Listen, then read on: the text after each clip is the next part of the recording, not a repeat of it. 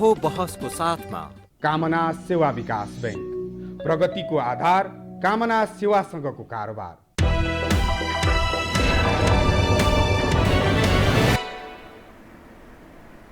नमस्कार, यो बहसमा म यहाँहरूलाई हार्दिक स्वागत गर्दछु। जीवराम भण्डारी। आज यहाँहरू सामुन्ने उपस्थित हुनुहुन्छ मणि थापा। उहाँ नेपाल कम्युनिस्ट पार्टी नेकपाका स्थायी समिति सदस्य हुनुहुन्छ। उहाँसँग आज म जनजिज्ञासाहरू मूलतः 3 विषयमा केन्द्रित छन्। 1, नेपाल कम्युनिस्ट पार्टी नेकपाको यो भएको के हो? फुट्ने कि यथास्थितिमा रहने या अरू ढङ्गले कहाँ पुग्ला यो नेपाल कम्युनिस्ट पार्टी नेकपाको आन्तरिक स्थितिको कुरा गर्दा। 2, कम्युनिस्टहरूलाई नेपाली जनले मत दिनुको अर्थ विगतका सरकारहरू, काङ्ग्रेसहरू, पञ्चहरू यिनीहरूभन्दा फरक देखिनु पर्थ्यो कि पर्दैनथ्यो? केही फरक देखियो? 2, तेस्रो, नेपाली जनले जसरी मत जाहेर गरे 5 वर्षका लागि कम्युनिस्टहरूलाई सत्ता सरकार सञ्चालन गर्ने, राष्ट्रियताको संरक्षण र दिन दुखी नेपाली जनले जो आशा गरेका थिए ती आशालाई निराशामा परिणत नगरे, अर्थात् गरिबको मसिहाको रूपमा कम्युनिस्टहरू आफूलाई जसरी व्याख्या गर्थे त्यस अनुरूप व्यवहार भयो कि भएन, नहुँदा अब जनताले के गर्नुपर्ने, यी 3 विषयमा म केन्द्रित रहेर मणि थापासँग कटु सत्य बोल्न पनि हिचकिचाउनुहुन्न। मणि थापा राजनीतिक हिसाबले निकै ठुलो योगदान, अर्थात् जनयुद्धकालमा जुन आकाङ्क्षा, जुन तृष्णा थियो त्यो तृष्णासहित राजनीतिमा होमिनुभयो। कतिपय सवालमा प्रचण्डसँग असहमति जनाएर फरक ढङ्गले पार्टी सञ्चालन पछि पनि जब 62-63 को मुभमेन्ट पश्चात प्रचण्डहरूको गतिविधि हेर्दा अलिक असन्तुष्ट भएर फरक ढङ्गले पनि प्रस्तुत गर्ने प्रयास गर्नुभयो। फलत फेरि प्रचण्डसँग एकतामा बाँधिनुभयो र पछिल्लो समयमा त्यससँगै जब माओवादी केन्द्र र तत्कालीन एमाले बीच पार्टी एकता भयो त्यसमा उहाँ पनि सँगै सामेल रहनुभयो। अर्थात् नेपाल कम्युनिस्ट पार्टी नेकपाको निरन्तरता उप उहाँको कमिटमेन्ट यथास्थितिमै छ। मैले अलिकति पृष्ठभूमिमा बताएँ। अब उहाँसँग मैले उठान गरेका विषयहरूलाई कतिपय सूचनामूलक ढङ्गले र कतिपय विश्लेषणात्मक ढङ्गले म दर्शकका सामुन्ने पेश गर्ने कोसिस गर्नेछु। सर्वप्रथम म उहाँलाई स्वागत गर्छु। स्वागत छ यहाँलाई। धन्यवाद। अब मलाई कहाँबाट प्रस्तुत हौँ जस्तो लाग्यो, मैले चाहेको चाहिँ एज यो दर्शक जे चाहन्छन् मैले त्यही विषय नै मेरो प्राथमिकतामा पर्छ।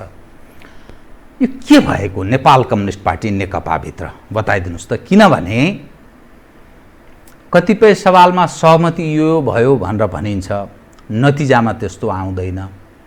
नेपाली जन यति दुखी छन्, पार्टीभित्रको आन्तरिक रणको छ, कोभिड-19 का कारण अर्को खाले परेशानी छ, गुजाराको समस्या छ, बेरोजगार भएका छन् मानिसहरू, नेताहरूको यत्रो रणको छ, प्रमुख प्रतिपक्षको भूमिका निर्वाह गर्न सकिरहेको छैन। यसले के देखाउँछ भने नेतृत्व गर्ने चरित्र कम्युनिस्टहरूमा छैन। दोस्रो, जनतालाई क्रमशः भड्काइरहेका छन् र यसरी चल्दैन भन्ने सन्देश गएको छ। यो भएको के हो? मैले यहीँबाट सुरु गरेँ, कृपया। धन्यवाद। विशेष गरेर अब कम्युनिस्ट पार्टी को कुरा गर्दा हामीले जो एकता हामीले गऱ्यौँ, यी 2टा धारहरूको बिचको हामीले एकता गऱ्यौँ। माओवादी केन्द्र र एमाले। माओवादी शान्ति प्रक्रियामा आइसकेपछि र त्योभन्दा अगाडि नै टुटफुट विभाजनबाट माओवादी गुजिरहेको थियो र यो प्रतिस्पर्धाको राजनीतिमा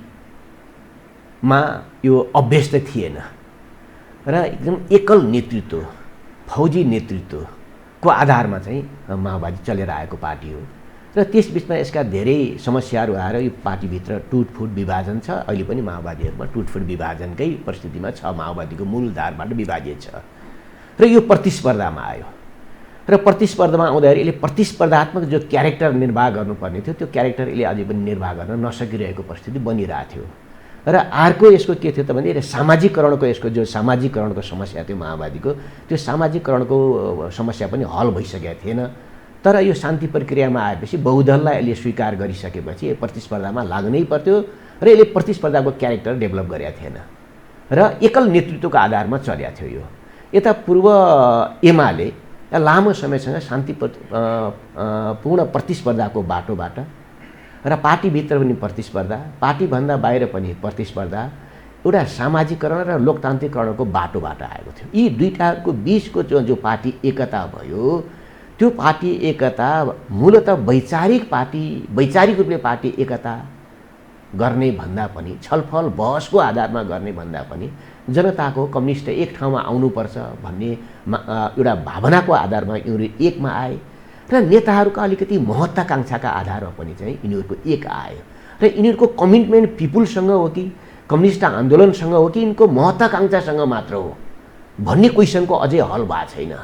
र जब यी दुईटा पार्टी एक ठाउँमा आएर नेकपा बन्यो र यसले चुनावमा चाहिँ अत्याधिक मत दियो र एउटा सरकार निर्माण भयो, 2/3को निर्माण भयो, एकदम हिस्टोरिकल नेताहरू यसका चाहिँ नेतृत्वकर्तामा आए र यो एउटा चाहिँ पार्टीबाट एउटा सत्तासीन एउटा पार्टीमा यो रूपान्तर भयो, सत्तावादीमा रूपान्तर भयो र हिस्ट्रीमा कहिले पनि कम्युनिस्ट पार्टी यो लेभलमा नआएको भएपछि नेताहरूमा अलिकति मात चढ्यो हो, नेताहरूमा अलिकति विचलन आयो र नेताहरूले भुल्न छाडे। पूर्व माओवादीका नेताहरूले पूर्व माओवादी भुल्न छाड्यो।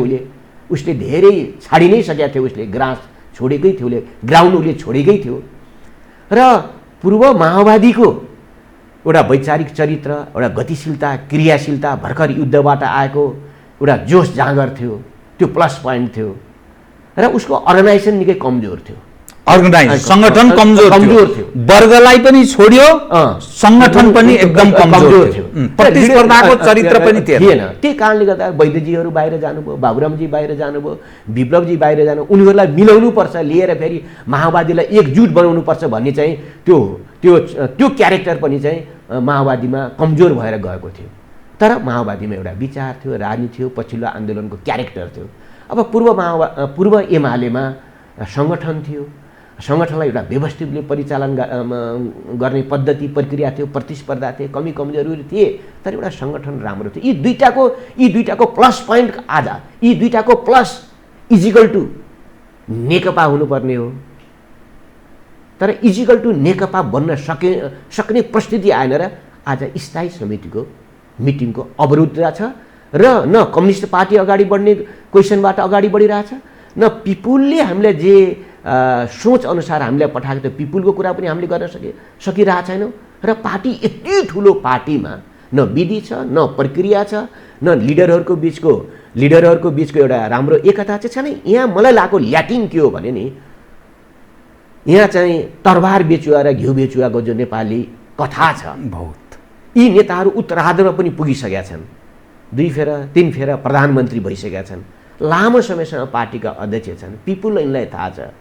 पार्टीको बारेमा पनि थाहा छ, देश दुनियाँको बारेमा पनि थाहा छ, तर त्यो तीव्र महत्त्वाकांक्षा र तीव्र सत्ताको लालसाबाट छ, त्यहाँबाट उनीहरू मुक्त भएनन् र यो पार्टीले त्यसलाई मुक्त गराउनको निम्ति पार्टी विधि प्रक्रियामा चलेर महाधिवेशनको कोर्समा गएर यसलाई त्यो कोर्समा लानु पर्यो। त्यो कोर्समा पनि हामीले लान नसक्दाखेरि मैले देखेको कुरा के हो त भन्दाखेरि यो मूल रूपले चाहिँ सत्तावादी चिन्तनकै यो लडाइँ हो र त्यही लडाइँमा चाहिँ अहिले नेकपा छ, त्यसको पछाडि पूर्व माओवादीको क्यारेक्टर र पूर्व एमालेको क्यारेक्टरको बिचमा हामी छलफल बहस अन्तर्क्रिया, एकले अर्कालाई सौहार्दपूर्ण तरिकाले छलफल गर्ने भन्दा अनावश्यक प्रतिस्पर्धा हामीले जो गर्न खोज्यौँ त्यहाँनिर वैचारिक ल्याकिङ छ भन्ने चाहिँ मेरो विश्लेषण रहेको छ।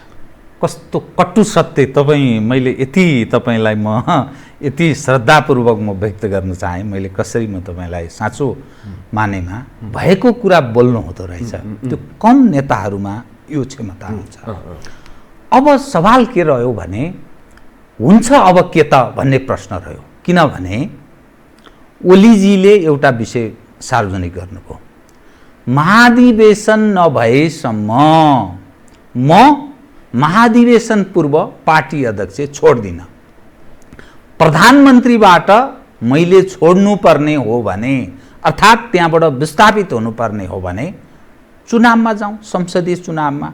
संसदीय चुनाव पूर्व प्रधानमन्त्री छोड्दिन। स्थायी समिति, सचिवालय भनौँ, सचिवालय, स्थायी समिति, केन्द्रीय समिति जुन छ, यसले बहुमत र अल्पमतले गरेको निर्णयलाई म स्वीकार्दिन।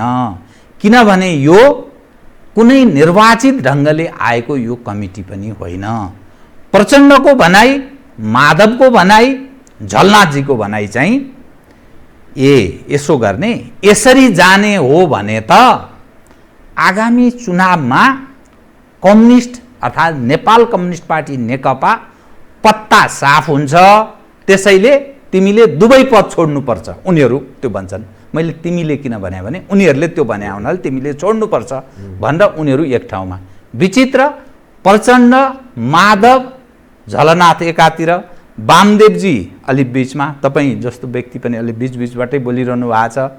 अनि यो ध्रुवीकरण पनि अलिक विचित्र प्रकृतिको, यो प्रक्सी प्रकृतिको वार पनि हो भन्ने बुझाइ पनि कतिको रहेछ। यो अब हुन्छ के? यो मैले सोधेका विषयको अलि स्पष्ट पारिदिनुहोस् कृपया। अब मलाई लाग्ने कुरा के छ भने हामीले पार्टी एकता गर्ने बेलामा दुईटा प्राधिकार नेताहरूले यो एकता गर्नुभयो, कमरेड प्रचण्ड र कमरेड केपी शर्मा ओली। त्यसमा सेकेन्ड र्याङ्कका उहाँहरूका समकालीन नेताहरूको पनि यस भन्ने मात्र छ, उहाँहरूको कुनै भूमिका छैन।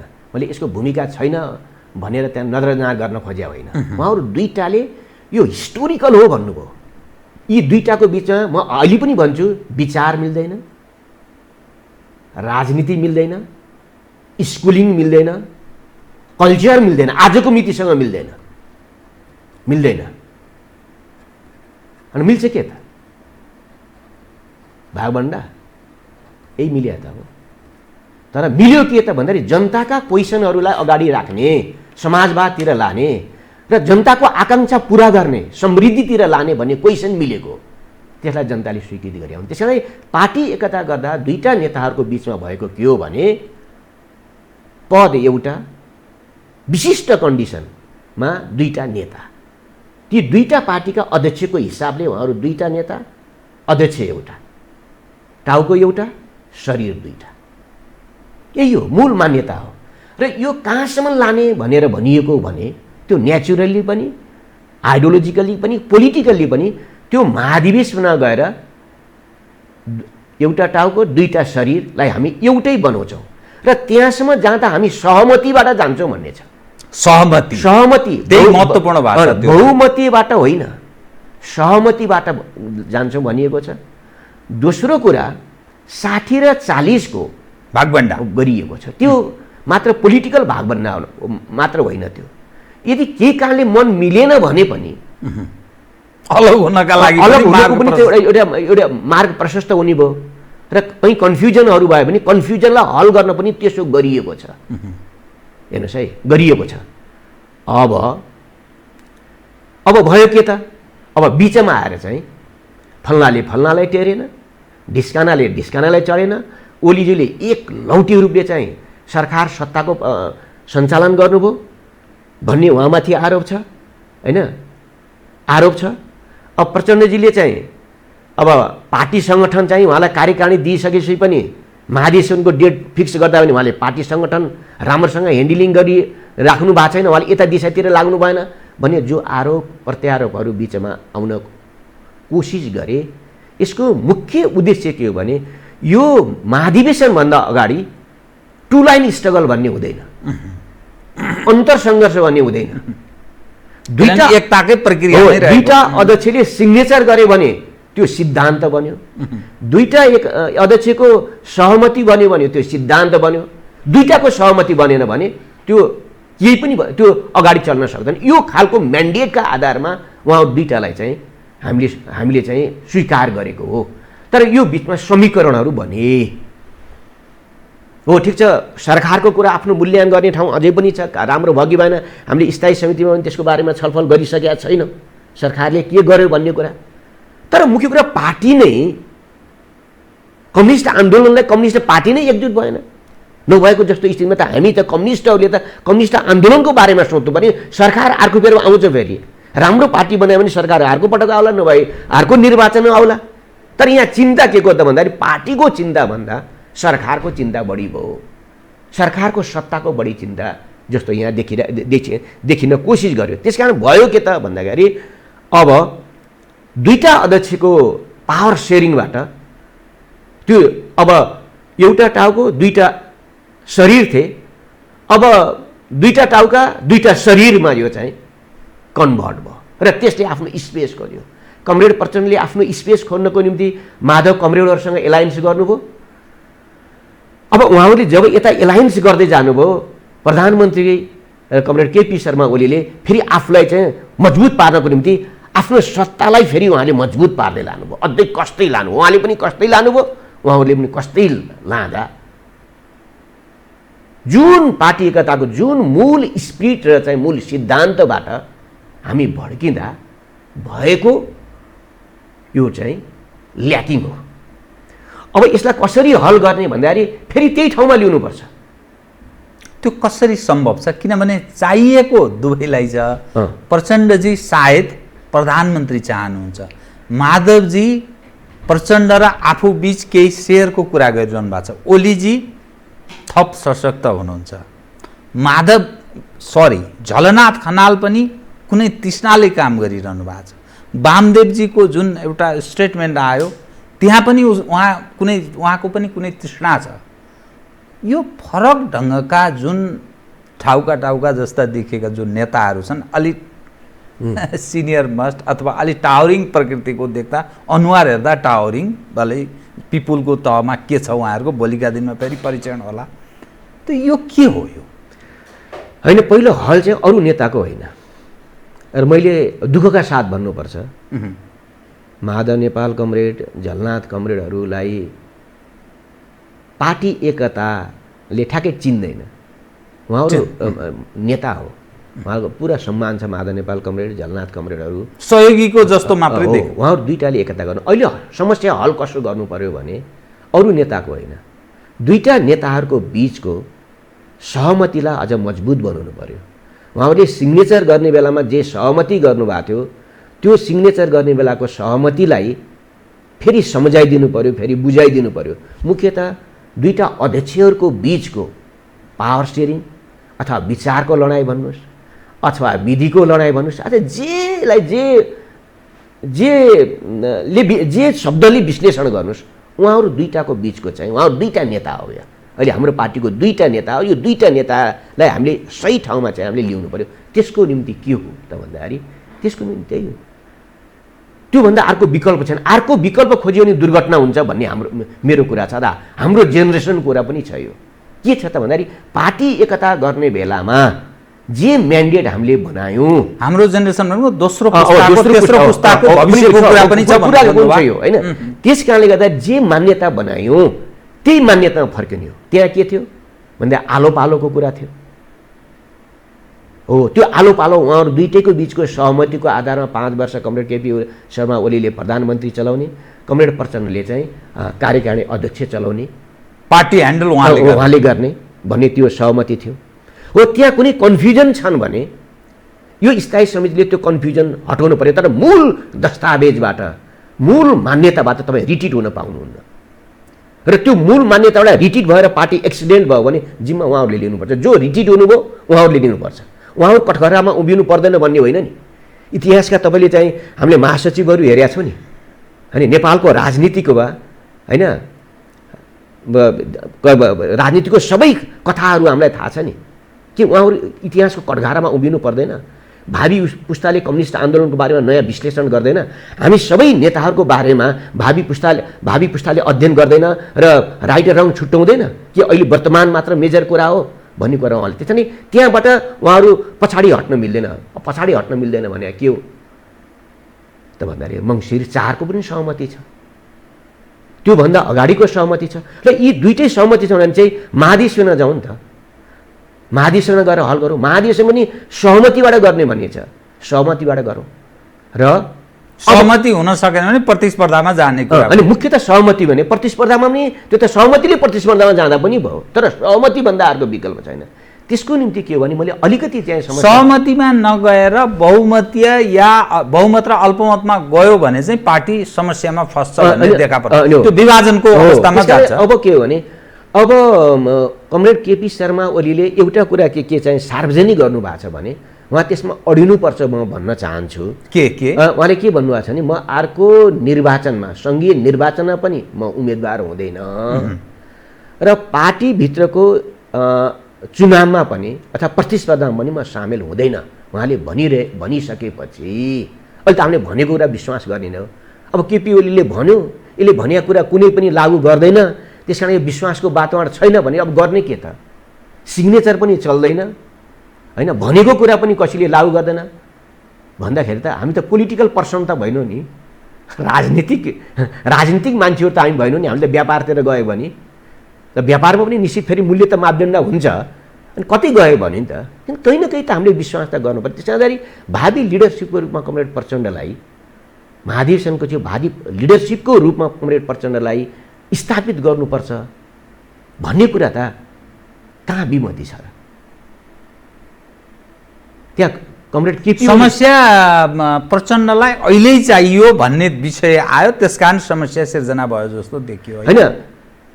अब जो पार्टीभित्र दुईटा अध्यक्षहरूकै बिचमा ग्रुपिजम जुन जानेर हुन कोसिस गर्यो नि, जानेर एकता दुईटा अध्यक्षको बिचमा हुनुपर्ने थियो, तर दुईटा अध्यक्षकै बिचमा ग्रुपिजम भएर पावरको लडाइँ भयो र प्ले अरूले गर्ने कोसिसहरू भए। देशी विदेशी सबै त प्लेमा त आइहाल्छन्, बाह्य पनि छ, बाह्य पनि छ, यो त डेफिनेटली आन्तरिक मात्रै होइन यो झगडा। सन्दर्भमा तपाईँले चाहिँ होइन, हामीले संविधान जारी गर्न सकेनौँ, हामीले 12 बुँदे त्यत्रो भएको जनयुद्धलाई हामीले 12 बुँदे सम्झौता मार्फत, दिल्लीमा भएको 12 बुँदे सम्झौता मार्फत त्यसलाई हामीले हल गर्न खोजी गऱ्यौँ। संविधान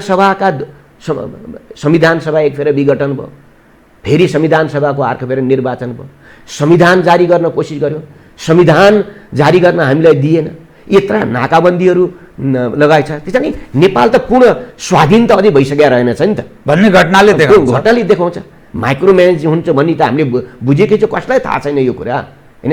त्यस कारणले गर्दाखेरि मलाई लाग्ने कुरा के हो भने उहाँहरू दुईटाकै बिचको चाहिँ पावर सेयरिङ हामीले चाहिँ आज पनि मिलाउनु पर्ने हो र त्यही नै हिस्टोरिकल हो। त्यहाँबाट उहाँहरू दायाँ बायाँ हुनु हुँदैन भन्ने मूल स्पिड हो। अब त्यहाँबाट चाहिँ गुटबन्दीतिर, भागबन्डातिर होइन, त्योबाट चाहिँ अब विचारको छलफल पो भयो, मुख्यतः विचारको डिफ्रेन्सेस हो। हामीलाई बढी पदतिर लगियो भने जो भनेको छ त्यो त जनता इतिहासका निर्माता हुन् नि, असली न्यायाधीश त इतिहास हो नि। जनताले बुझिरहेको हेरिरहेको, सडकमा हिँड्ने मान्छेहरूलाई, चोकमा बसेका मान्छेहरूलाई तपाईँले एउटा चाहिँ त्यहाँ रिसर्चको स्याम्पलिङ दिनु, यी नेताहरू के कारणले झगडा गरे हुन् भन्नु भने एकदम ठुलो विचारको निम्ति यिनले झगडा गरे हुन्, मूल्यको निम्ति यिनले झगडा गरे हुन्, 1% पनि त्यस्तो आउँदैन, मान्यताको निम्ति झगडा गरे हुन्, यिनी विचार यिनी मान्यताको निम्ति लड्या थिए भने कसैले विश्वास गर्छ?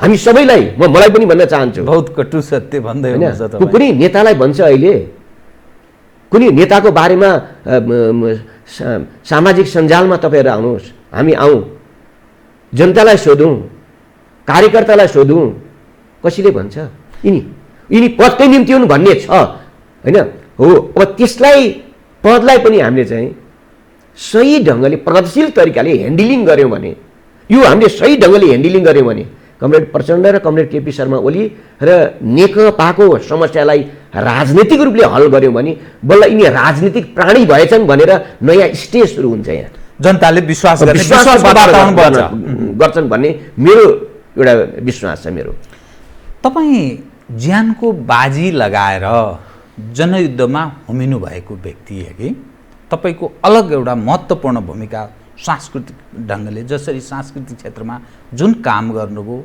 ज्यानको बाजी लगाएर पार्टीमा तत्कालीन माओवादीमा होमिएको व्यक्ति प्रचण्डलाई पनि राम्रो बुझ्नुहुन्छ तपाईँ। यो अहिलेको जुन ढङ्गको ध्रुवीकरण भयो नि नेपाल कम्युनिस्ट पार्टी नेकपाभित्रको, प्रचण्ड, माधव, झलनाथजीहरू एकातिर अनि अलि अलगतिर, अनि तपाईँ, लेखराज भट्ट, टोपबहादुर रायमाझी लगायतका केही मानिसहरू अलि फरक ढङ्गले सोचिरहनु भएको छ, बिचमा उभिएर भन्ने आम सञ्चार माध्यममा आइरहेछ। यो के हो, के को उपज हो? यो जुन ढङ्गको ध्रुवीकरण छ पार्टीभित्र, यो के कारण हो? यो होइन, अब हामी वास्तवमा चाहिँ हामीले प्रचण्ड कमरेडसँग हामीले विद्रोह गऱ्यौँ। फर्स्ट विद्रोह चाहिँ मैले गरे हो। त्यसपछि विद्रोहका श्रृङ्खलाहरू चाहिँ आजको मितिसम्म माओवादीभित्र विद्रोहका श्रृङ्खलाहरू छन्। र पछि फेरि प्रचण्ड कमरेडलाई हामीले नेता मानेर फेरि रियलाइजेसन गरेर, केही सहमति गरेर, केही छलफल गरेर फेरि प्रचण्ड कमरेडलाई हामीले नेता मानेर फेरि माओवादी केन्द्र बनायौँ। केही रियलाइजेसन चाहियो, फेरि हामीले एकताको चाहिँ सूत्र हामीले फेरि खोज्यौँ। र हाम्रो चाहना के थियो त भने माओवादी आन्दोलनलाई चाहिँ पहिलो माओवादी आन्दोलनलाई एकताबद्ध गरौँ, विप्लवजीलाई पनि ल्याउँ, बाबुरामजीलाई पनि ल्याउँ, वैद्यजीलाई ल्याउँ भन्ने त्यो कोर्समा काम गरौँ भन्ने चाहिँ प्रचण्डसँग हाम्रो चाहिँ एउटा सहमति थियो माओवादी केन्द्र भन्ने बेलामा। तर त्यो कोर्समा चाहिँ काम भएन र एकाएक चाहिँ अब एमालेसँग पार्टी एकताको कोर्समा काम भइसकेपछि हाम्रा केही असन्तुष्टि हुँदाहुँदै पनि हामीले यसलाई स्वीकार गरेर आयौँ। त्यसैले आफ्नो मूल प्रवृत्तिलाई चाहिँ हामीले एक ठाउँमा लिन सकेनौँ भने, मूल प्रवृत्ति, मूल ट्रेनलाई हामीले एक ठाउँ लिन सकेनौँ भने त्यो प्रवृत्ति, त्यो स्कुलिङ, त्यो इतिहास चाहिँ धाराशाहीमा जान्छ। मैले बुझेको कुरा यही हो। हेर्नुहोस् है, अहिले माओवादीभित्र फेरि चाहिँ भिन्न मतहरू आए र माओवादीभित्र अहिले तपाईँले भने चाहिँ आएको दुईवटा मतहरू छन्। माओवादी पूर्व माओवादीभित्र दुईवटा विचारहरू आए। यो अहिलेको चाहिँ नेकपाभित्रको इनर स्ट्रगललाई बुझ्ने, यसको अन्तर सङ्घर्षलाई बुझ्ने क्रममा दुईवटा विचारहरू आए र नेकपा पूर्व एमालेसँग पार्टी एकता गर्ने कि नगर्ने भन्ने पनि दुईवटा विचारहरू थिए। अहिले नगरौँ, गर्न त गर्ने, तर यो अझै समय सन्दर्भ मिलिया छैन भन्ने विचारहरू पनि थिए। ती प्रपुष्टित हुँदैछन्।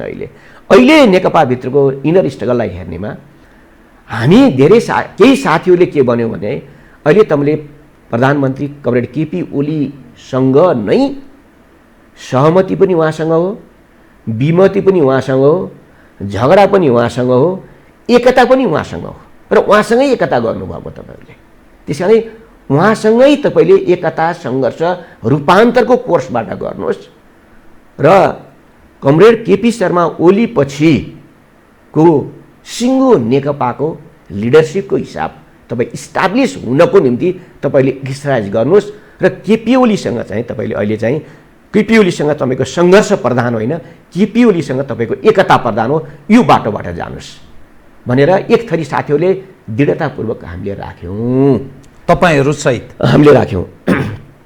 अब हाम्रो अध्यक्ष कमरेड प्रचण्डको कुरा के हो भने उहाँले के भन्नु भने म केपी ओलीसँग फाइट गर्न चाहन्छु। फाइट गर्न चाहन्छु। मेरो लडाइँ अहिले केपी ओलीसँग हो।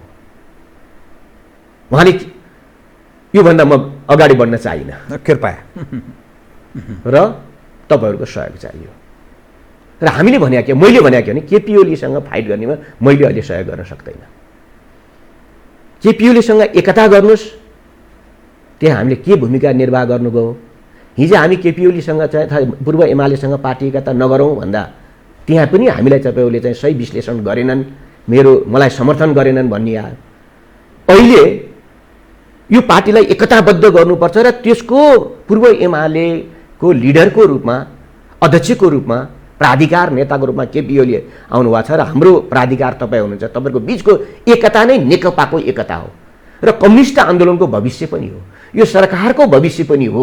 दुईवटा ठुला लिगेसी बोकेका नेताहरू हुनुहुन्छ भनेर भनिरहँदा उहाँसँग हाम्रो यो डिबेट मिलेन।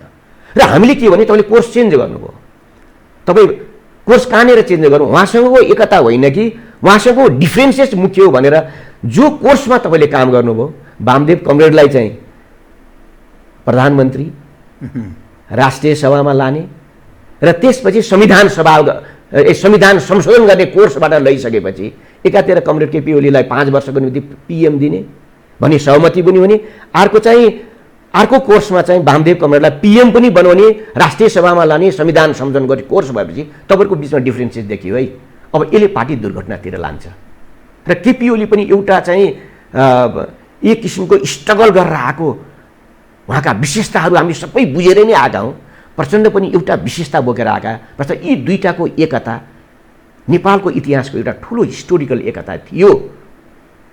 अब यसो भन्ने मान्छेहरूलाई उहाँहरूले के भन्नुहुन्छ त भन्दाखेरि उहाँले स्वीकार गरिराख्नु भएको छ। त्यस कारण त्यो कोर्समा काम नगर्नुहोस् भनिसकेपछि होइन, मेरो केपी ओलीसँग चाहिँ यो म पूर्व एमालेका अरू नेताहरूसँग चाहिँ एलायन्स गरेर केपी ओलीको यो जो केपी ओली र कमरेड प्रचण्ड बिचको जो स्ट्रगल छ त्यसलाई विभिन्न नाममा विश्लेषण गर्दै हिसाब किताब गर्नुपर्छ भनिसकेपछि अहिले चाहिँ केपी ओलीसँग हिसाब किताब गर्ने बेला होइन, अहिले केपी ओलीसँग हिसाब मिलान गर्ने बेला हो। मिलाउँ हामीले, र यसको अल्टिमेट लिडर चाहिँ तपाईँ हो। यो गणतन्त्र मुख्यतः तपाईँको हो। अब केपी ओली कमरेड गणतन्त्रमा त्यति स्ट्रङली लाग्नु भएको थिएन भन्ने कुरा त तपाईँलाई नै थाहा थियो त। कटु छ यो त एकदम डिफ्रेन्सिएट छ। उहाँ राष्ट्रवादको झन्डा उठाइराख्नु भएको छ। तपाईँले सङ्घीयता समावेशिता पहिचानको कुरा तपाईँले बढी गरिराख्नु भएको छ। बट डिफ्रेन्सिएट थियो। यो डिफ्रेन्सिएट थियो भने तपाईँले किन ल्याएर सबैलाई चाहिँ लिएर फेरि चाहिँ यो आन्दोलनमा तपाईँले होमिदिनु भयो, त्यसको जवाफ त चाहियो नि। हो भनिसकेपछि उहाँसँग हाम्रो एजेन्डामा मिलेन। पार्टीभित्रको इनर स्ट्रगललाई कसरी हेर्ने एजेन्डामा प्रचण्ड कमरेडसँग मिलेन। र मैले भन्न यो आजको तपाईँको टेलिभिजन मार्फत के भन्छ, मैले कमरेड प्रचण्डलाई एजेन्डामा मात्र समर्थन गरेको छु, एजेन्डामा समर्थन गरेको छु। र जुन बेला प्रचण्ड पथ उहाँले पारित गर्नुभयो, प्रचण्ड पथ नमान्नेहरू, प्रचण्ड पथलाई यो राम्रो छैन भन्नेहरू त्यहाँ हिमलेट हुनुपर्ने स्थिति थियो। हिजोको दिनमा भूमिगत कालमा हुने दिए थियो। त्यो बेलामा हामीले चुनवाङ मिटिङहरू, लाभाङका मिटिङहरू पनि छन् होइन। त्यो त हामी सबै भोगेर आछौँ नि। अहिले हेपियो चेपियो भन्ने जो शब्दहरू आछन् यसको बारेमा विश्लेषण अझै पनि नगरौँ। माओवादी आन्दोलनको समग्र विश्लेषण भएको छैन। त्यो तपाईँको विचारसँग तत्कालीन माओवादी केन्द्रका स्थायी समिति सदस्य साथीहरू कतिजना तपाईँको विचारसँग? होइन, हामीसँग धेरै थिए। अहिले धेरै साथीहरूले भन्नुहुन्छ अहिले त रिजल्ट के भयो भन्दा अहिले त फुटको चरणमा गयो पार्टी त। फुटतिर जान फुटको चरणमा गयो, फुटको चरणतिर गएको छ। अब त्यो फुटको चरणमा हिजो जसले पार्टी एकता गर्न हुँदैन भन्ने हामीहरू थियौँ, हामी एकतामा लागेछौँ फेरि होइन। उहाँहरूले पढाएको डाइजेस्ट यो तपाईँको विचारसँग कतिजना जति स्थायी समिति अनि देशभरिका कार्यकर्ता छन्, जनता छन् होइन। अहिले पार्टी फुट्न हुँदैन कसैको कारणले पनि, कुनै नेताको कारणले फुट्न हुँदैन भन्ने ठुलो एउटा सङ्ख्या हो। त्यस कारणले गर्दाखेरि अब एजेन्डाको आधारमा र पछिल्लो चरण फेरि माओवादी पार्टी चाहिँ टुटफुट भयो। हामीले पुनः प्रचण्ड कमरेडलाई नेता मानेर त्यो एजेन्डाको माओवादीलाई युनाइट गर्ने एजेन्डाको आधारमा प्रचण्ड कमरेडलाई हामीले सहयोग गरेर आयौँ, निस्वार्थ सहयोग गरेर आयौँ। केही लेन देन छ, केही लेन देन छ हाम्रो अहिले भोलि पनि छैन लेन देन, बुझिराख्नुहोस्। एज अ मणि थापालाई त झन् त्यो बोल्ने ठाउँै छ। त्यो म क्वेसन गर्न चाहन्छु। र उहाँहरूको भन्दा हामी सेकेन्ड जेनेरेसनको मान्छे हो। तपाईँहरूभन्दा हामी 10-20 वर्ष अझै बढी पोलिटिक्स गर्छौँ र तपाईँहरूको इतिहास हामीले लेख्नेवाला छौँ। र हाम्रो इतिहास पनि यसलाई खरो उत्रिएर र हाम्रो जेनेरेसन होइन, त्यो जेनेरेसनको कुरा पनि छ, अरू नयाँ जेनेरेसनको कुराहरू पनि छ। अब त्यसमा उहाँले पार्टी एकता हामीले पूर्व एमालेसँग पार्टीलाई नेकपा बनाउने भयो, त्यो एजेन्डामा हामीले चाहिँ उहाँलाई सहयोग गऱ्यौँ। त्यसैले एजेन्डाको आधारमा हामीले सहयोग गरेका छौँ। अहिले नेपालको पोलिटिक्सले चाहिँ एउटा राष्ट्रियताको मुद्दामा नेपालको पोलिटिक्स अहिले आएको छ। हो, यो राष्ट्रियताको पोलिटिक्समा अहिलेको लिडरसिपलाई, अहिलेको पार्टीको लिडरसिपलाई, ओली कपलाई सहयोग गर्नुपर्ने आवश्यकता रह्यो। यो राष्ट्रियताको पोलिटिक्सले सही ढङ्गले यसलाई हामीले लिड गर्न सक्यो भने गणतन्त्रमा पनि यसमा प्रब्लम आउनेवाला छ। र नेकपाको अहिलेको विभाजनले धेरै विद्युजीवीहरूले भनेका छन् कि अब भएको यो जो राजनीतिक उपलब्धि हो त्यो उपलब्धि घुम्नेवाला छ, तपाईँले पार्टी नफुटाउनुहोस्। काङ्ग्रेसका नेताहरूले भनिराख्नु भएको छ, मधेसवादी दलका नेताहरूले भनिराख्नु भएको छ, बुद्धिजीवीले भनिराख्नु भएको छ। यो तपाईँको अहिलेको झगडा, नेकपाको स्थायी समितिको झगडा, सचिवालयको झगडा, 2-3टा नेताहरूको झगडाले होल पोलिटिक्सको कल्चर, यो होल पोलिटिक्सको चाहिँ आयाममा बदलाव आएको छ। मान्छेहरूले हामीलाई मान्छे जस्ता गनिरहेको छैन। हामी धेरै भेटरान मान्छेहरू हौँ भन्ने होला, इतिहास एक रातमा 24 घण्टामा इतिहास सिद्धिन्छ र 24 घण्टा फेरि नयाँ इतिहास बन्छ। कस्ता कस्ता सिद्धिएका छन्, कस्ता कस्ता स्थापित भएका छन्, यी हामी सबै नेकपाका नेताहरू फाटीफिटी चप्पल लाउने होइनन्। कुन महलमा बसिराख्नु भएको छ उहाँहरू? त्यसको हिस्ट्री छैन। हो, उहाँले बेटर गर्नुहुन्छ भनेर त्यो कुरालाई स्वीकार गरे भने उहाँहरूले बेटर गर्नु विद्रोह हुन्छ नि। हामीले विद्रोह गर्नुपर्छ भन्ने होइन, हामी सबैले विद्रोह गरेर आएको होइन। हामीले विद्रोह गरेर आउने, संस्थापन पछिलाई ठोकेर आउने, विद्रोह गरेर आउने, ढलाएर आउने। अर्को नयाँ जेनेरेसनले हामी संस्थापन भएपछि हामीलाई ठोकेर आउँदैन, आउँछ नि। तर हामीले राम्रो काम गऱ्यो भने सम्मान गरेर आउँछ, राम्रो काम गरेन भने ठोकेर आउँछ। ठोक्नु अधिकार हो त्यो उनीहरूको। हामी ठोक्छौँ, हामीले राम्रो काम गरेर हाम्रो जेनेरेसन ठोक्छ। यो खालको बुझाइ सत्ता स्थायी हो, मान्छे स्थायी हो, मात्र प्रकृति स्थायी हो कि होइन भन्ने पनि विश्लेषण छ नि त। भने यो लेभलबाट लिडरहरूले सोचेका छन् नितान्त आफ्नो गुट, आफ्नो परिवार भन्दा माथि कोही उठेका छन्। म च्यालेन्ज दिन्छु, ल बहस गर्न चाहन्छु। सबैका हिस्ट्रीहरू हामीले खोलिदिउँ त, खोलौँ, सबैको खोलौँ, ल पाना खोलौँ सबैका। तयार हुनुहुन्छ? बहुत कटु पक्ष माओवादी आन्दोलनका साथीहरू तयार हुनुहुन्छ? हाम्रो हिस्ट्री कति हो? हामीले 10 years लड्या त हो। नेपालको पोलिटिकल आन्दोलन कति वर्ष? कम्युनिस्ट पार्टी 70 वर्ष भयो। यो 70 वर्षको कम्युनिस्ट पार्टीलाई जोगाउने कुरामा जो हामीले अर्घाइ गर्न कोसिस गरिरहेछौँ, जो नयाँ जेनेरेसनलाई हामीले नजरअन्दाज गर्न कोसिस गरिरहेछौँ, यो गम्भीर भुलतिर नेपालको पोलिटिक्स गइरहेछ, कम्युनिस्ट आन्दोलन गइरहेछ। र हामीले गम्भीरतापूर्वक बिचमा बसेर, ओली कमरेडतिर पनि होइन, प्रचण्ड कमरेडतिर पनि होइन, बिचमा बसेर तपाईँहरू दुईटाको बिचको एकता हो। अरू माधव कमरेड पनि हुनुहुन्छ, झलनाथ कमरेड पनि हुनुहुन्छ, उहाँहरूलाई पनि मिलाउनुपर्छ उनको कुरा।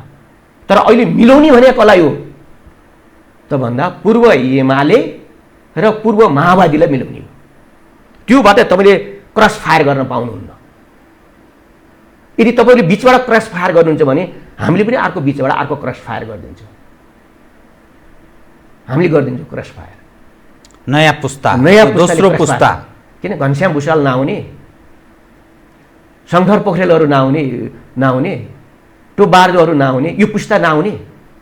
यो पुस्ता चाहिँ नेपालको कार्यकारिणी हुन नपर्ने, हाम्रो पुस्ता आउन नपर्ने। हाम्रो पुस्ता पनि पछाडि परिसक्यो अहिले। हाम्रो पुस्तालाई चाहिँ ड्यामेज गरिदिने यो पनि क्वेसन यो कम्युनिस्ट आन्दोलनको छ। र यसको सबैको छिनोपानो सहमतिबाट महादेशसँग सहमतिबाट हुन्छ नि, सहमतिबाट हुन्छ, सहमतिबाट हुँदैन भने प्रतिस्पर्धाबाट महादेशसँग र नयाँ लिडरसिप पनि हुनुपर्छ। यदि सहमतिबाट जानुहुन्छ भने यी लिडरहरू फेरि स्थापित हुन सक्छ। म यो एकदमै जोडका साथ भन्न चाहन्छु। म चाहिँ खेला चाहिँ हामी कसैले पनि नगरौँ। महाधिवेशनबाट टुङ्गो लगाउँ, दायाँ बायाँ भाग्ने, भविष्य नयाँ पुस्ताको दोस्रो पुस्ताको राजनीतिक भविष्यमाथि खबरदार खेलवाड नगर। अनि त्यो केही समय अगाडिसम्म त्यो सहमतिमा रहेका पुष्पकमल दाहाल प्रचण्ड के चिजले प्रेरित गरेको हुन सक्छ जसका कारण ओलीसँग म अब लडाइँमा जाने, तपाईँहरू मलाई साथ दिनुहोस् भन्ने अवस्थामा पुष्पकमलजी प्रवेश गर्नुभयो। अनि माधवजी, झलनाथजीहरूलाई के चिजले त्यहाँ लगेर फेरि जोड्ने काम गरेको हुन सक्छ? यो अलि विरोधाभास जस्तो देखियो कि। अब अहिले मैले त्यति विरोधाभास मात्र भने, मैले योभन्दा अगाडि धेरै कुरा बोलेँ। विरोधाभास मात्र मैले यो विरोधाभास देखियो र यसलाई पिपुलले सही रूपले लिइरहेको छैनन्, त्यसैले लिइरहेछन्। यति मात्र म भन्न चाहन्छु। मैले अरू थप गजगच्याउने के मेरो पनि आफ्नो धर्म छ, ठिकै छ। तपाईँ जुन अब यो जो मुलुकको जुन अवस्थामा प्रवेश गरेको छ, तपाईँले नै यसो छास छाउनु भयो। यदि तिमीहरू दायाँ माया गर्यौ भने यो सिस्टममाथि पनि प्रश्न उठ्छ, गणतन्त्रमाथि पनि प्रश्न उठ्छ। गणतन्त्र ल्याउनका लागि जुन महत्त्वपूर्ण भूमिका रह्यो तत्कालीन माओवादी, पछि भएको माओवादी केन्द्र र खास गरी पुष्पकमल दाहाल प्रचण्डजीको अहम भूमिका रह्यो। ओलीजी त्यसमा त्यति आतुर हुनुहुन्थेन। तपाईँलाई त्यस्तो लाग्छ यदि नेकपा विभाजनमा गयो भने सिस्टम नै कोल्याप्स हुन्छ भन्ने तपाईँलाई लाग्छ? होइन, सिस्टममा क्वेसन उठ्छ। नयाँ डिबेटहरू हुन्छ, नयाँ बहसहरू हुन्छ, नयाँ मोमेन्टमहरू हुन्छ। त्यो कुरा निश्चित हुने र यसको सबभन्दा बढी घाटा माओवादीलाई लाग्छ। किन माओवादी पार्टी बनिसकेको छैन, एउटा एउटा पार्टी बनिसकेको छैन, विचारधारा बनिसकेको छैन, एउटा कल्चर बनिसकेको छैन। अब पूर्व एमालेमा एउटा कल्चर बनिएको छ क्या। कमरेड केपी ओली, कमरेड माधव कुमार नेपाल भनेका पोलिटिक्समा त्यो एउटा कल्चर बनिएको छ, एउटा कार्यशैली बनिएको छ। तर हाम्रो माओवादीको टुट फुट विभाजन, कोही सत्तामा, कोही सरकारमा, कोही जङ्गलमा, कोही विचारमा, कोही राजनीतिमा, अहिले पनि हेर्नु न माओवादीभित्र होइन। अब त्यसको कसलाई दोष दिने भन्ने कुरा त हामी सबै त्यसका दोषी छौँ। मूल लिडरसिप त्यसको चाहिँ दोषी हुन्छ। हेर्नुहोस् है, किन हामी चाहिँ यसको मूल पछिल्लो चरणको रिभोल्युसनरी आन्दोलनको भाग र एजेन्डा हाम्रो भएको हुनाले, कमरेड प्रचण्डको एजेन्डा भएको हुनाले त्यही एजेन्डा कमजोर हुन्छ। अब एजेन्डा बिनाको नेता, एजेन्डा कमजोर हुने, नेता बलियो हुने हुँदैन। त अहिले सारमा भन्दाखेरि यो फुटको सङ्घारमा छ। यथास्थितिमा सुधार हुन सकेन भने विभाजनलाई रोक्न सक्ने स्थिति छैन। होइन, अहिले फुट यो एकता पनि भएको छैन, फुट पनि भएको छैन, दुइटै भएन नि त। यो त बिचमा एउटा चाहिँ सङ्क्रमणमा बसिरहेछ। त्यसमा चाहिँ यसलाई एकतातिर लाने शक्तिहरू अलिकति हाबी हुन्छन् कि विखण्डनतिर। त्यसमा हामी मात्र खेलाडी छैनौँ, मैले त्यो भनिरहेको छु, हामी मात्रै खेलाडी छैनौँ होइन। र पछिल्लो चरण इन्डियासँगको हाम्रो चाहिँ रिलेसन जो बिग्रिएको छ, विभिन्न क्वेसनहरूले त्यो बिगार्नु राम्रो थियो कि नराम्रो थियो, ती सब्जेक्ट उठाउनु ठिक थियो कि बेठिक थियो, त्यो पनि विश्लेषणको विषयवाला पार्टीमा त्यसको विश्लेषणको विषय भएको छैन। तर इन्डियासँग 12 बुझेपछि पनि इन्डियासँग हाम्रो रिलेसन राम्रो भएको छैन। कतिपय मानिस भन्छन् केपी ओलीलाई अहिले गलत्याउनुपर्छ भन्ने जो दृष्टिकोण राखिन्छ त्यसमा भारत पनि जोडिएर आउँछ नि त। मानिसहरू, बुद्धिजीवीहरू यसरी पनि प्रश्न गरिरहेछन्। होइन, त्यहाँ अहिले त्यो क्वेसन बनाउनु हुँदैन भन्ने हो। मलाई लाग्छ त्यसमा चाहिँ नेकपा पनि एक ठाउँमा आयो। किन एक फेर त स्थायी समितिभित्र त दुइटै पदबाट हटाउनुपर्छ भन्ने क्वेसन उठ्यो नि। र दुइटै पदबाट हटाउनुपर्छ भन्ने क्वेसन उठाउने साथीहरू एकमा आइसक्नु भयो। एउटाबाट चाहिँ हटाउनुपर्छ भन्नेमा आइपुग्नु भयो। अब एउटाबाट हटाउनुपर्छ भन्ने साथीहरू अब वामदेव कमरेड नै भन्नुहोस् न, पुरानै सहमति उहाँको 6 बुँदेमा आइपुग्नु भयो नि त। कोर्स चेन्ज, महाधिवेशन पूर्व, चुनाव पूर्व उहाँले दुइटै छोड्नु जरुरी छैन भन्नुभयो। र अस्ति चाहिँ अर्ली महाधिवेशनसम्म आउँदा मङ्सिरमा महाधिवेशन गरेर कमरेड प्रचण्डलाई पार्टी अध्यक्षको प्रस्ताव कमरेड केपी शर्मा ओलीले उहाँले नै प्रस्ताव गरेर उहाँलाई महाधिवेशनको अध्यक्ष बनाउने र अर्को चुनावमा चाहिँ उहाँको नेतृत्वमा चुनाव उठ्ने भन्ने क्वेसन पनि त सचिवालयमा उठ्यो। सचिवालय मात्र होइन, राष्ट्रपतिलाई पनि साक्षी राख्न सम्म त गइयो नि त।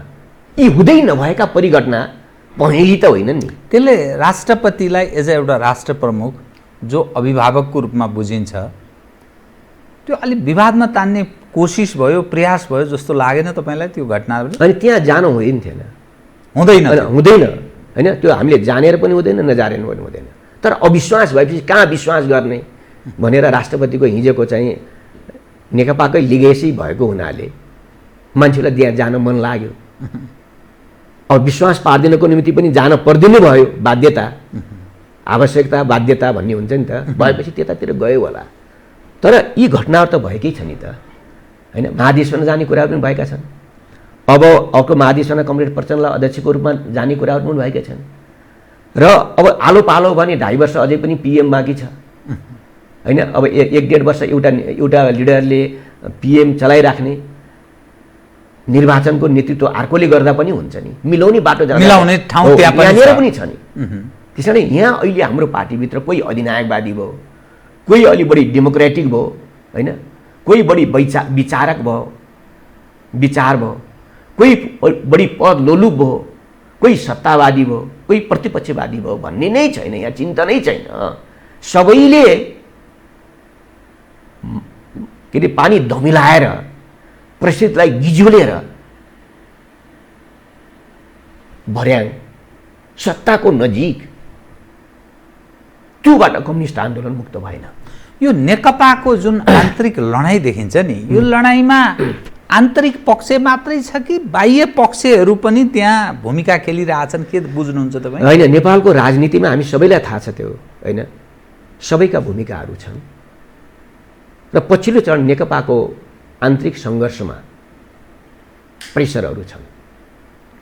कसैलाई हिसाब किताब गर्नुपर्ने छ, कसैलाई हिसाब मिलान गर्नुपर्ने छ। त्यो त गर्छन्, साम्राज्यवादीहरू गर्छन्, विस्तारवादीहरू गर्छन् र दक्षिण एसियाकै राजनीति नयाँ कन्ट्राडिक्सनमा आएको छ, नयाँ ठाउँमा आएको छ नि त। दक्षिण एसियाकै राजनीति नयाँ ठाउँमा आएको छ। त्यो दक्षिण एसियाको पोलिटिक्सले नेपालको पोलिटिक्सलाई हल गरिरहेको छ। कम्युनिस्ट नाम गरेको शक्ति 2/3 छ। यो त कसैलाई पचिरहेको छैन नि त। न वेस्टर्नहरूलाई पचिरहेको छ, न इन्डियनहरूलाई पचिरहेको छ, न उत्तरकासँग हामीले राम्रो रिलेसन बनाउन सकेका छौँ विश्वासको वातावरण भने त हामी कहाँ अडिने त? बहुत ठिक विषय। म अब अलिकति परराष्ट्रसँग राष्ट्रियतासँग जोडिएको मुद्दालाई उठान गरेँ। BRI मार्फत चिनियाहरूले एउटा सम्झौता गरे, हस्ताक्षर पनि भयो। काम अघि बढेन भनेर चीनका विशेषज्ञहरू, चिनियावालाहरू एकदम आजित छन्। हस्ताक्षर भयो, त्यसै छोडिदियो, कहीँ सहयोग भएन, केही गर्न सकिने रहेछ भनेर उनीहरूलाई अविश्वासको अवस्था सिर्जना भएको छ सरकार उप। भलै कम्युनिस्ट हुन् भन्ने काहीँ न काहीँ त्यो भावनात्मक पक्षले पनि छोएको होला। मिलेनियम च्यालेन्ज कर्पोरेसनको विषयले गर्दा नेकपा ठ्याक्कै विभाजित छ त्यस सवालमा, एमसिसीलाई हेर्ने सवालमा। तेस्रो, भारतसँगको सम्बन्ध 12 बुँदे हुँदै नेपालको राजनीतिक परिवर्तनमा उनीहरूले निर्णायक महत्त्वपूर्ण भूमिका त खेले भारतीयहरूले, तर तत्पश्चात भारतकै राजनीतिमा उथलपुथल भयो। भाजपा सत्तामा पदार्पण गर्यो। तत्कालीन 12 बुँदेका सर्जकहरू त्यही भारतमै खुम्चे। अहिलेको नेपाली काङ्ग्रेस नेपालमा जुन अवस्थामा छ, भारतमा त्यो 12 बुँदेका त्यो जुन ढङ्गका 12 बुँदेवालाहरू थियो उनीहरू त्यो अवस्थामा पदार्पण गरे। भारतसँग सम्बन्ध बिग्रेको छ। कालापानी लिपुलेख लिम्पियाधुराको नक्सा जारी भएको छ। वार्ता हुन सकेको छ नेपाल र भारतको स्थिति। यो समग्र हेर्दा नि अनि युरोपियनहरूको आफ्नो खाले दृष्टिकोण छ। नेपाल धर्मनिरपेक्ष भनिएको छ, सङ्घीयता छ, गणतन्त्र छ। यो जुन परिस्थितिमा नेपाल प्रवेश गरेको छ, राजनीतिक वृत्त यस्तो डामाडोल छ, प्रशासन तन्नम छ, प्रशासनिक मानिसहरू कुनै भूमिका नै, त्यो सहयोगी एउटा सेवकको रूपमा, पोलिटिकल नेताहरूको सेवकको रूपमा रूपान्तरित छन्। सुरक्षा संयन्त्र कहीँ न कहीँ त्यो सैन्य तागत र नेपालको राजनीतिक वृत्तबीच अहिले पनि अविश्वासको स्थिति छ। त्यो झन्झन बढ्ता खुल्दै गइरहेको छ। अरू खाले सेक्युरिटी विङ भन्छ, जो सेना बाहेक अरू खाले विङ छ, ती वास्तवमा बेतुक त्यो भूमिका सुन्ने अवस्थामा छन्। चाहे तपाईँको खुफिया एजेन्सी भन्नु, चाहे प्रहरी सुरक्षा संयन्त्र, तिनले खास त्यस्तो काम गर्न सके। यो समग्रमा हेर्दाखेरि नेपालको आन्तरिक स्थितिमा बाह्य पक्ष एउटा आँगनको रूपमा प्रयोग गरिरहेछ, उनीहरू मञ्चन गरिरहेछन्।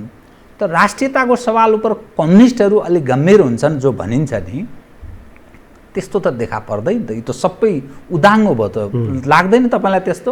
होइन, ठिक क्वेसन गर्नुभयो। अहिले नेपालको कम्युनिस्ट सरकार भनौँ अथवा सत्तामा छ, इन्टरनेसनल प्रेसर, यति ठुलो इन्टरनेसनल प्रेसर नेपालमा छ कि तपाईँले यही उदाहरणहरू दिनुभयो। इन्डियासँग हाम्रो रिलेसन बिग्रिया छ, होइन? अब चाइनिजहरूको पनि यहाँ चलखेल बढेकै छ। त्यसपछि एमसिसीको कुरा पनि छ। यी तिनटै चिजलाई हामीले ह्यान्डलिङ गर्नुपर्ने छ। यी यहाँ प्रवेश गरि नै सके हो। अब यी तिनवटा चिजलाई ह्यान्डलिङ गर्नको निम्ति के गर्नु पर्यो त भने राष्ट्रिय एकता बलियो पार्नु पर्यो नि, राष्ट्रिय सहमति कायम गर्नु पर्यो नि। र राष्ट्रिय सहमति कायम गर्नुभन्दा पहिले चाहिँ पार्टीहरूभित्र सहमति कायम गर्नु पर्यो नि। यी मुद्दाहरूमा हामी एक ठाउँमा आउनु पर्यो नि। अब यो मुद्दा कोही हामी इन्डियनको मुद्दा बोकेर हिँड्ने, कोही हामी एमसिसीको मुद्दा बोकेर हिँड्ने, कोही हामी BRI को मुद्दा बोकेर हिँड्ने। नेपाली मुद्दा हामी कसैले पनि नबोकेर, बहुत कटु उनको इन्ट्रेस्ट अनुसार हामी काम गर्ने, बहुत कटु। र पार्टीभित्र पनि तिनीहरूको इन्ट्रेस्ट अनुसार हामीले काम गर्ने, र पार्टी बाहिर पनि त्यही हो। नेपालको यो समस्या हो। यो परिवर्तनपछि पनि, गणतन्त्र आइसकेपछि पनि हो। यसकारण नेपाल अझै पनि पूर्ण स्वाधीन भइसकेका छैन, भएन छ। हामीले जनयुद्ध गऱ्यौँ, जनआन्दोलन गऱ्यौँ, जे गरौँ भनौँ, तर हामी साम्राज्यवादी शक्तिहरूबाट हो त्यसको निम्ति समृद्धि, सुखी समाजवाद यसका इलिमेन्ट्सहरू हुन्। हो यहाँबाट हामी समृद्धितिर जाने हो, तर त्यहाँ त गएन, त्यहाँ त गइरहेछैन। कोभिड आइपुग्यो फेरि।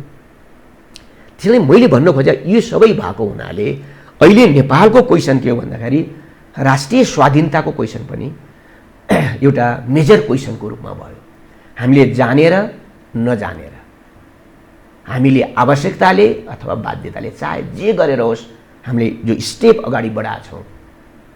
अब प्रधानमन्त्रीले चाहिँ अयोध्याकै बारेमा जे कुरा गर्नुभयो त्यो कुरा गर्नु ठिक थियो या बेठिक, त्यो हामी अध्ययनमा छौँ, अध्ययन गर्नुपर्छ होला। हामीले नक्सा जारी गऱ्यौँ, त्यसपछि इन्डियासँग हाम्रो रिलेसन बिग्रियो। तर आज बिजेपीले केबाट पोलिटिक्स गरिरहेछ? हिजोसम्म राम मन्दिरको चाहिँ भूमि पूजादेखि ल्याएर मोदीको चाहिँ अस्तिको चाहिँ भाषण सुन्नुहोस्। टोटल भारतलाई राम र अयोध्या के अरे रामबाट युनाइट गर्न कोसिस गरिरहेछ उसले। र भनिन्छ पछिल्लो चरणको चाहिँ संसारको लडाइँ भनेको सभ्यताको लडाइँ पनि हुनेवाला छ भनिन्छ नि त। हो त्यो हामीले जानेर नजानेर नेपालमा पनि त्यो प्रवेश गर्यो। हेर्नुहोस् है, छ कम्युनिस्टहरू, हामी छौँ कम्युनिस्ट, धर्मनिरपेक्ष भन्छौँ, तर डोनाल्ड ट्रम्पले मेक्सिकोसँग चाहिँ वाल लगाउने, पर्खाल लगाउनेबाट उनको राजनीति सुरु गरे।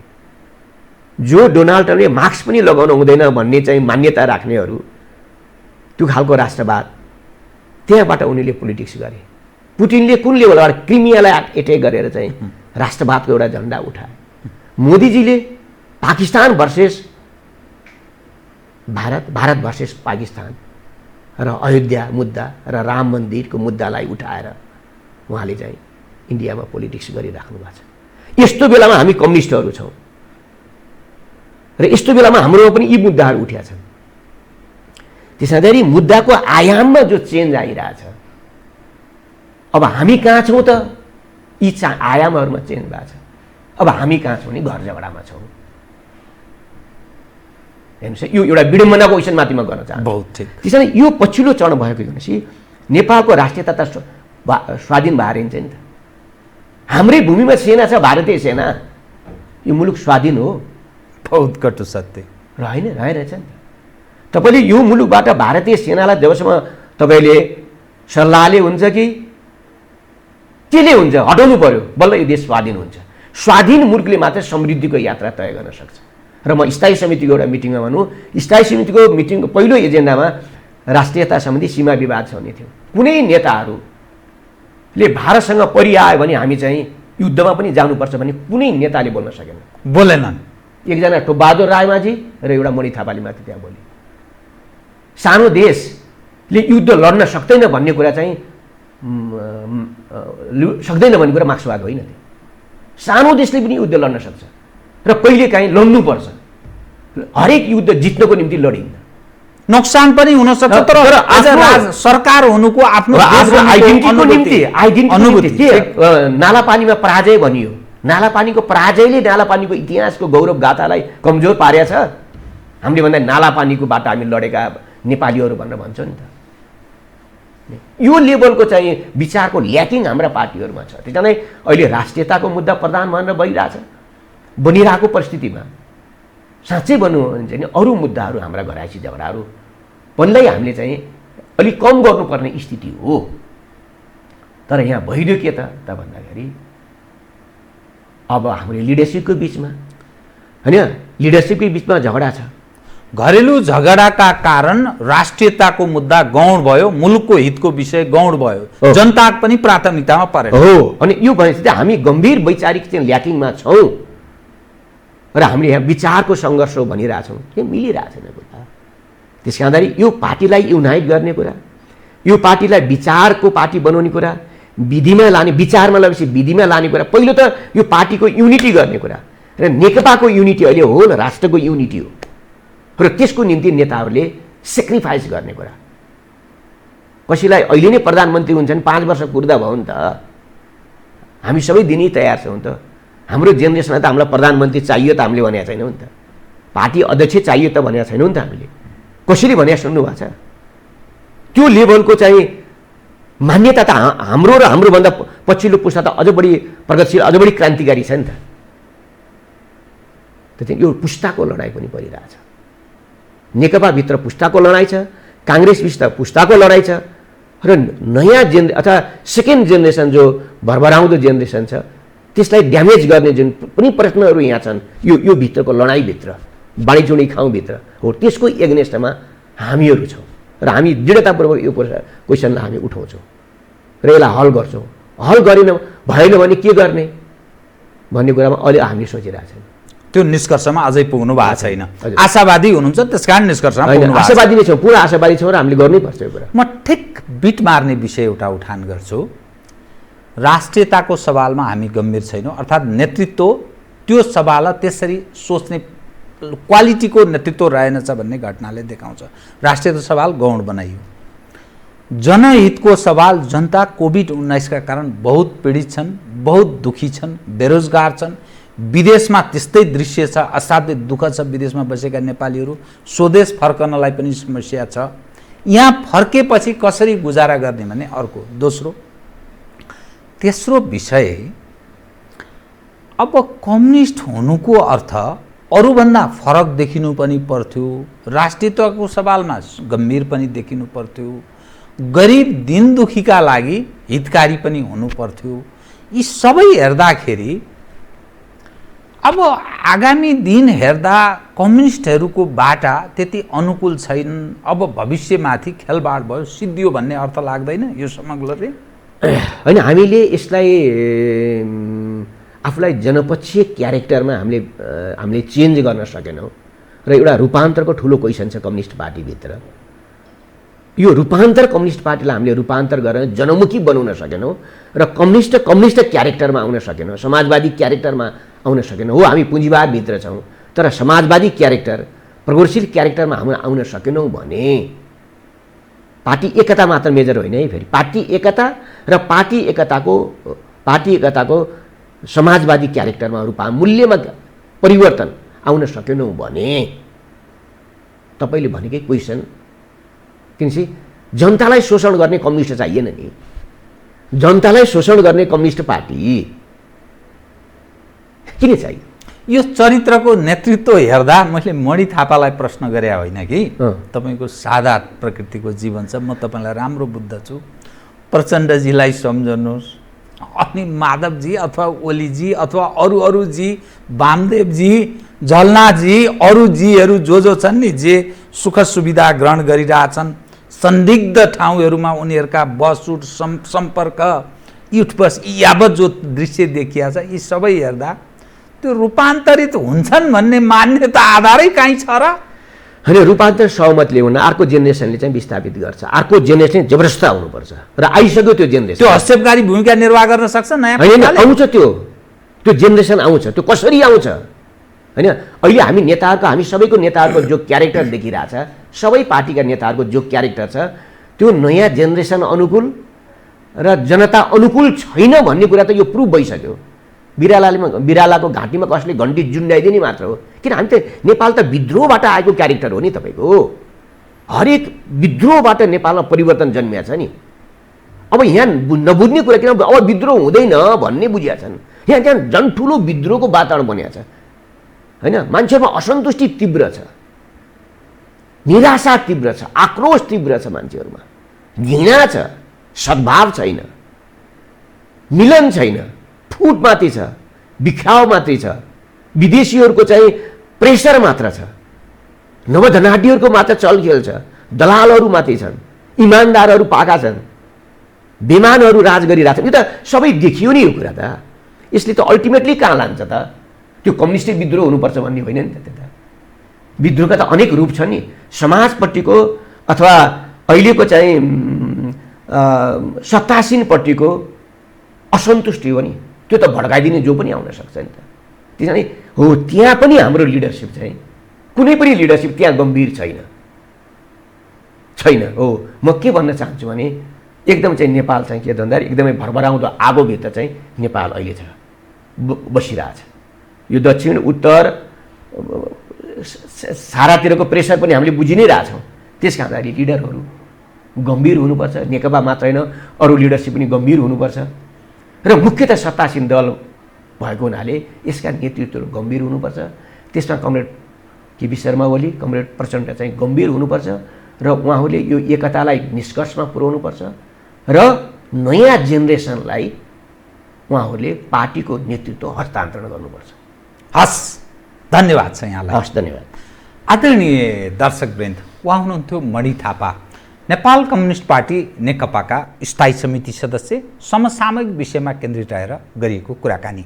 म सहित मेरो सम्पूर्ण युनिटलाई कार्यक्रमबाट बिदा दिनुहोस्, तर यो हो टेलिभिजन, हेर्दै रहनुहोला। नमस्कार।